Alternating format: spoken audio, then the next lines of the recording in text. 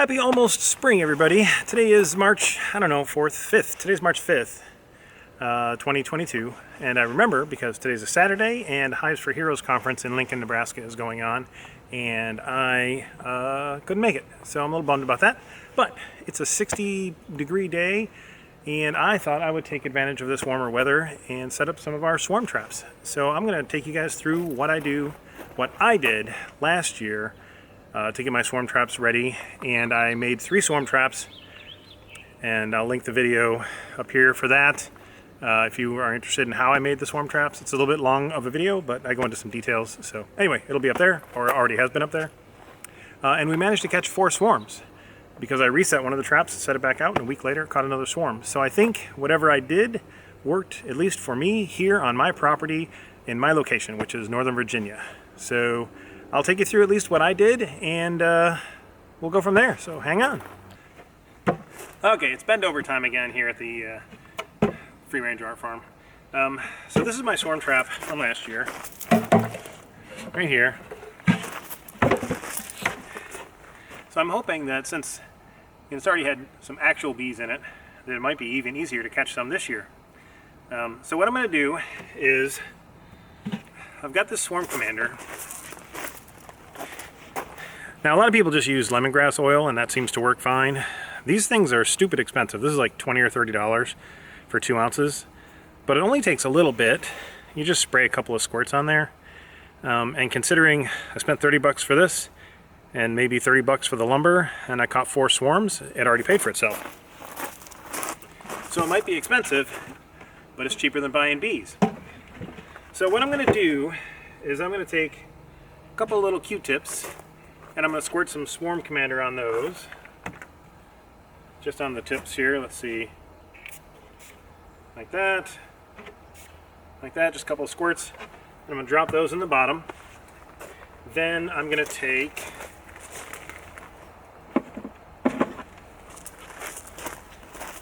some nice old brood comb.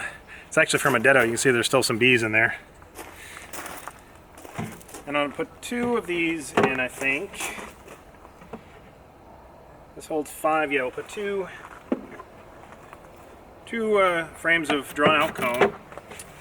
And then I'm going to take just 2 empty frames. Put those in there on the outside edges. And 1 frame of foundation that I don't have sitting out here. So hang on.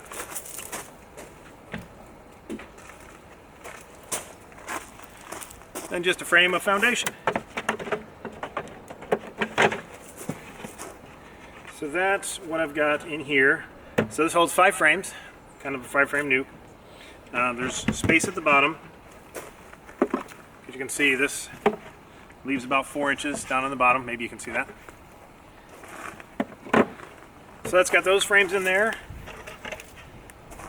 My lid, I'm going to do just a squirt. Put the lid on, and then at the entrance, once I hang this up, I'm going to put a couple squirts of Swarm Commander around the entrance. And then we'll leave this wide open. I usually put a nail in here to keep birds from deciding to move in. And that's how I set up the swarm traps. And then I'll just hang it up in a tree. And I might get that on film too, maybe not. We'll see. But I just hang it up in a tree about as high as I can stand up and reach. I've got some bolts in the trees that I used last year, so I'll just reuse those. And then I take a ratchet strap and I run it through this and around the tree just to hold it onto the tree. So it hangs on the hook through this hole, and I ratchet strap to the tree, and I usually put a larger stone or something on top just to keep this secured, although it's not going to blow off because it's a telescoping lid.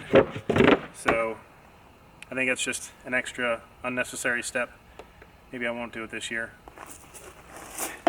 And then if you can see over here, I've got oh, I can't remember what this is called, swarm something trap, I don't know.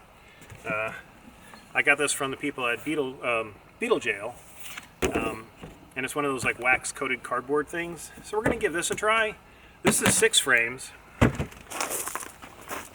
so I'm going to set that up pretty much the same. I'll have 2 frames of brood, comb, and I'll do 2 foundation and then 2 empty frames. And that way the bees have plenty of space in there to build out. The empty frames help them think there's more room. At least that's the theory. And that's about it. So that's how I kind of get my boxes ready for swarm season. So hopefully we'll catch a few.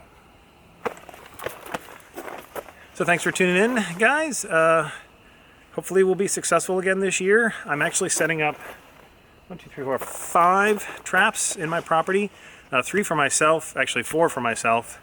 And then an extra one that is a friend of mine, Jackie. She's starting her beekeeping adventure this year, and she doesn't want to buy bees, she wants to catch them. So actually, the first swarm we catch, if we catch any, is going to be hers, regardless of the trap that it's in. But one of these traps is hers. So you should look for Jackie to show up in a few videos here and there, and wish us luck. So thanks for tuning in, guys. We'll see you next time. Be good, be well, be happy, be safe. And as always, be mindful of the bees. We need them. Thanks. Have a good one.